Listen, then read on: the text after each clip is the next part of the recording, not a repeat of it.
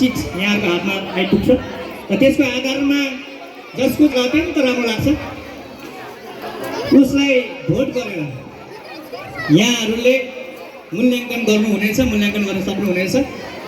पहिलो मूल्याङ्कनको आधार अभिभावकज्यूहरूको छनौटलाई राखेका छौँ।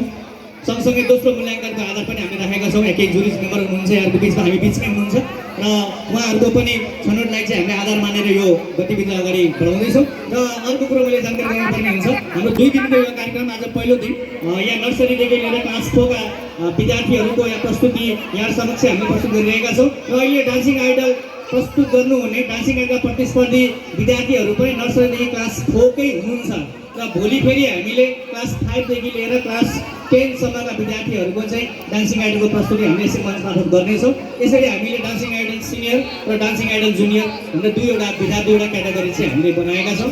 आज यहाँ प्रस्तुत हुने क्याटेगोरी डान्सिङ आइडल जुनियरको चाहिँ हो र यो डान्सिङ आइडल जुनियरमा सर्वप्रथम म यहाँनिर नाम एनाउन्स गर्न जाँदैछु। विद्यार्थीहरूलाई तयारी अवस्थामा बस्न अनुरोध गर्दैछु। कन्टेस्टेन्ट नम्बर A मा त्यहाँ प्रतिस्पर्धाको रूपमा प्रतियोगी यहाँ आउनको लागि आमन्त्रण गर्छु केही छैन। Riyasa Dhakal contestant number A, contestant number B Nabhisma Mainali, contestant number C Sachi Thapa र कन्टेस्टेन्ट नम्बर D प्रार्थना घिमिरे। कृपया सबै विद्यार्थीहरूलाई तयारी अवस्थामा बस्नको लागि म अनुरोध गर्दछु र म सरहरूलाई सहजीकरणको लागि भोटिङ सिट चाहिँ अहिले नदिइहाल्नु होला। यो पहिलो प्रस्तुति यहाँ हुन्छ र हामीले एउटा प्रतियोगीले 2वटा गीतमा यहाँनिर नृत्य प्रस्तुत गर्नुहुनेछ। पहिलो यो फेजको पहिलो चरणको यो नृत्य यहाँ प्रस्तुति भइसके पश्चात केही क्षण हामीले छोटो औपचारिक कार्यक्रमको सत्रलाई यहाँ जोड्नेछौँ। त्यस पश्चात फेरि हामी दोस्रो चरणको यो डान्सिङ आइडलका प्रतियोगी विद्यार्थीहरूको हामी प्रस्तुतिले यहाँ जोड्नेछौँ। र अब सुरु गरौँ। तयारी हुन्छ तपाईँहरू?